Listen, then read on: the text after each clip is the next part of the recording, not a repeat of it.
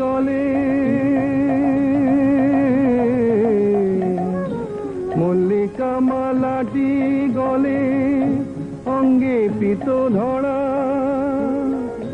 চিকনিয়া দেহ যেন নীল কমলে গড়া। আমি থমকে গেলাম দেখে যে তার পটে আঁকা দু নয়ন। বল না কে সেজন যারে যমুনাতে দেখলাম সই, বল না কে সেজন।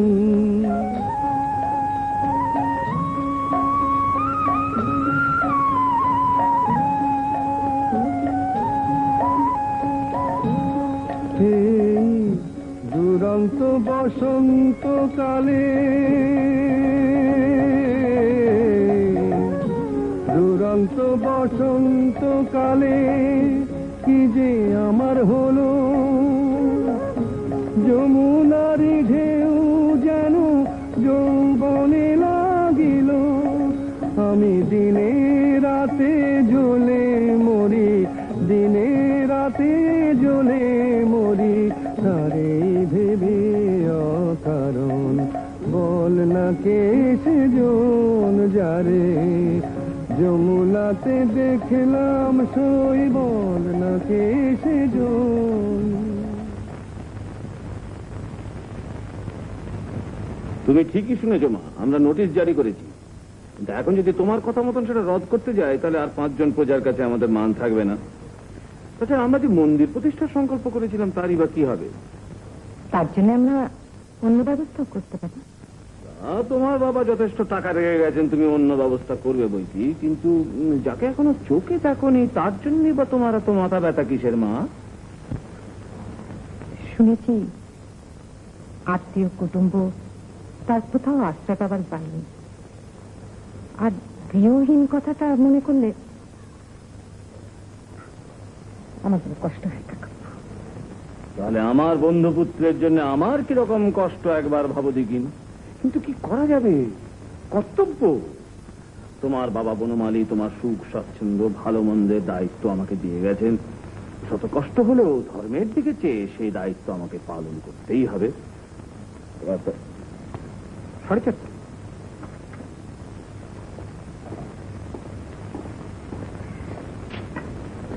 ছোকরা যদি একবার আমার সঙ্গে দেখা করতো তবু না একটু বিবেচনা করে দেখা যেত। কি হতবাক, 16 আনা বাপের থাকতে।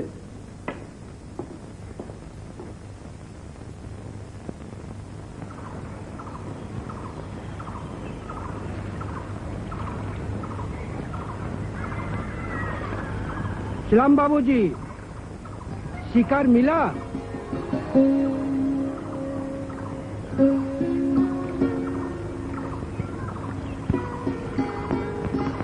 দেশের প্রতি আপনার সত্যিকারের টান আছে বটে, তার ম্যালেরিয়াটা পর্যন্ত না নিয়ে ছাড়বেন না দেখছি। আপনার নেওয়া হয়ে গেছে বোধহয়। ডাক্তারদের একটু সবুর করে নিতে হয়, এত তাড়াতাড়ি করলে। আপনি ডাক্তার নাকি? হ্যাঁ, তা বই কি, মানে একজন কত বড় ডাক্তারের তো আমরা প্রতিবেশী। শুধু প্রতিবেশী নয়, আপনি যে তার বিশেষ বন্ধু সেটা বুঝতে পেরেছি। আচ্ছা, আমার কথা কাকে বলেছিলেন নাকি? যে আপনি তাকে একজন অপদার্থ হতভাগা মনে করেন, এই তো? আমি তা বলিনি। তা বলেননি, তবে তাই বলা উচিত ছিল। আমরাও তাই বলি। ওই যে চাষিরা ওর বাড়িতে পড়তে যায়, ওরাও তাই বলে। পড়তে যায়? হ্যাঁ, মানে ডাক্তারবাবু বিনা বেতনে ওদের শিক্ষা তো দেনই, তার উপর আবার বৈজ্ঞানিক উপায়ে কিভাবে বেশি ফসল ফলানো যায় হাতে কলমে সেই শিক্ষাও চাষিদের দেন। সেগুলো আছে নাকি?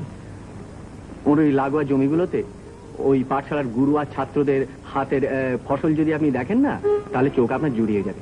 যাবেন নাকি দেখতে? চলুন না, দেখে আসি। আজ থাক। বেশ, আজ থাক। তাহলে চলুন, আপনাকে বরং এগিয়ে দিয়ে আসি। হ্যাঁ, যে কথা বলতে এসেছিলাম, নরেনবাবুর পাঠশালা ইত্যাদি বজায় রাখবার জন্য তাকে একবার আমাদের কাছে পাঠিয়ে দিতে পারেন? মুশকিলটা কি জানেন, বাড়িটা তো আপনি ভালো কাজই নিচ্ছেন। আপনি নিরাকার পুজো তো সমর্থন করেন না। তাতে কি যায় আসে? এই ধরুন, বৈষ্ণবদের কোনোদিনই কালীবাড়ি পছন্দ ছিল না, আবার রাধা মাধবের মন্দির কোনোদিন শাক্তরা দেখতে পারেনি। কিন্তু তা নিয়ে আজকে তো আর রেশারেশি নেই। আজ শুধু মন্দির রয়েছে, সেখানে যে কোনো মানুষ তার শান্তি আর আনন্দের জন্য যেতে পারে। তা ঠিক বলেছেন। তা নইলেই তো আমি নিজেই গিয়ে নরেনবাবুর হয়ে আপনার কাছে সুপারিশ করতাম। নরেন বাবুকে আপনার বাড়ি নিয়ে গিয়ে রাখুন না। আমার বাড়ি? আমি তো নিজেই এক সপ্তাহ পরে চলে যাচ্ছি। পড়াকড়ির জন্য তো নয়, সংসার দেখাশোনা করার জন্য আপনাকে তো আসা যাওয়া করতেই হবে। সংসার আমার নেই। আহা, আমি আপনার মা বাবা পরিজনের কথা বলছি। কেউ নেই, আমি একা নিঃসঙ্গ। ওই আপনার বাড়ি এসে গেছে। ভেতরে চলুন। না থাক, তাহলে আমার ফিরতে দেরি হয়ে যাবে। আমি পরে একদিন আসবো। পরে? আপনি তো চলে যাবেন বলছেন। আচ্ছা, তার আগেই আসবো, নিশ্চয়ই আসবো। আচ্ছা, নরেন বাবুকে একবার আপনার সঙ্গে দেখা করতে বলবো? আমার সঙ্গে নয়, রাসবিহারী বাবুর কাছে পাঠিয়ে দেবেন। তার কাছে কেন? আমি আপনার কাছে নিয়ে আসবো। চলি।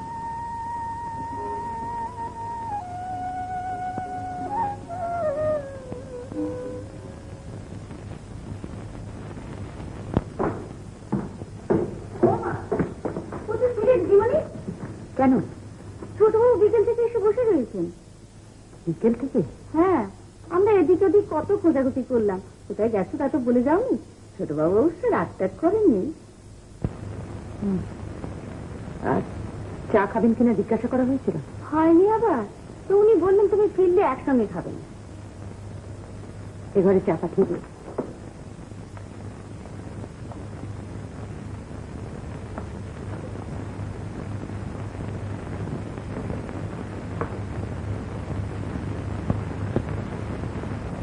তুমি নিশ্চয়ই ভেবেছো? কি বললে? বলছি তুমি নিশ্চয়ই ভেবেছো রাগ করে একদিন আমি আসিনি, কিন্তু করলেও আমার পক্ষে কিছু অন্যায় হতো না, সেটা আজ আমি প্রমাণ করবো। এবারকার বড়দিনই ব্রাহ্ম মন্দির প্রতিষ্ঠার সমস্ত ব্যবস্থা ঠিক করে এই মাত্র আমি কলকাতা থেকে ফিরছি। এখন তো বাড়ি যাইনি, কদিন অসম্ভব ঘোরাঘুরি করে নিমন্ত্রণ পর্যন্ত সেরে। কারা কারা আসছেন তাদের নামে লিস্ট একবার করে দেখো।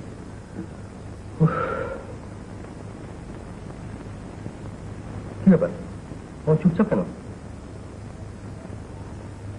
মন্দির প্রতিষ্ঠা সম্বন্ধে মন এখনো স্থির করে উঠতে পারেনি। তার মানে তুমি কি ভেবেছো এই ছুটির মধ্যে না করতে পারলে আর শীঘ্রই করা যাবে? তারা তো তোমার কেউ ইয়ে নন, যখন তোমার সুবিধা হবে তখন তারা এসে হাজির হবেন। মনস্থির করে উঠতে পারোনি, এ কথা অর্থ কিছু নেই। এখানে বোধহয় ব্রাহ্ম মন্দির প্রতিষ্ঠার কোনো সার্থকতা নেই। আমি জানতে চাই তুমি যথার্থ ব্রাহ্ম মহিলা কিনা। আপনি বাড়ি থেকে শান্ত হয়ে এলে কথা হবে। আমার অনিচ্ছায় যাদের নিমন্ত্রণ করে অপদস্থ করার দায়িত্ব নিয়েছেন তাদের ভার নিজেই বহন করুন। আমায় অংশ নিতে অনুরোধ করবেন না। কিন্তু ওই বাড়ি আমাদের চাই, এ আমি করে তবে ছাড়বো।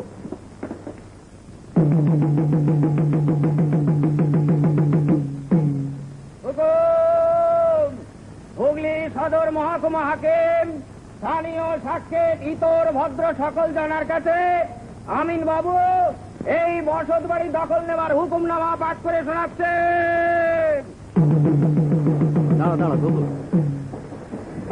জগদীশ চন্দ্র মুখোপাধ্যায়ের দিনবদ্ধ তাবৎ সবাবর সম্পত্তি কার্যকলার 7 দিনের মেয়াদ উত্তীর্ণ হওয়ায় তদীয় পুত্র নরেন্দ্রনাথ মুখোপাধ্যায়কে উচ্ছেদ করিয়া জমিদার শ্রীযুক্তা বিজয় রায় বন্দ্যোপাধ্যায় মহোদয়ের অনুকূলে আয়ে ঢোল সহবদ ঘোষণার দ্বারা দখল দেওয়া হইল।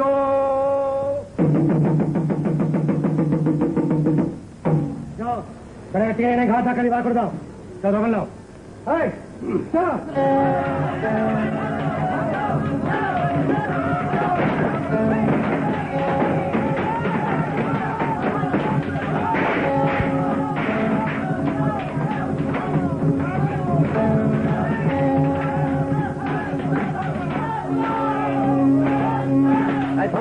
করছো কি?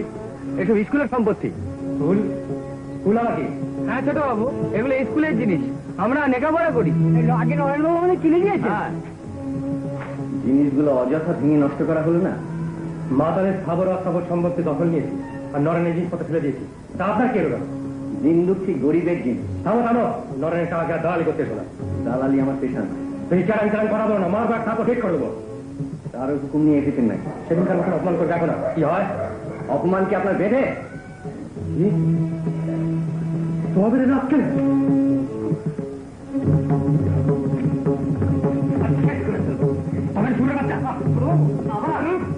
আজকে আমার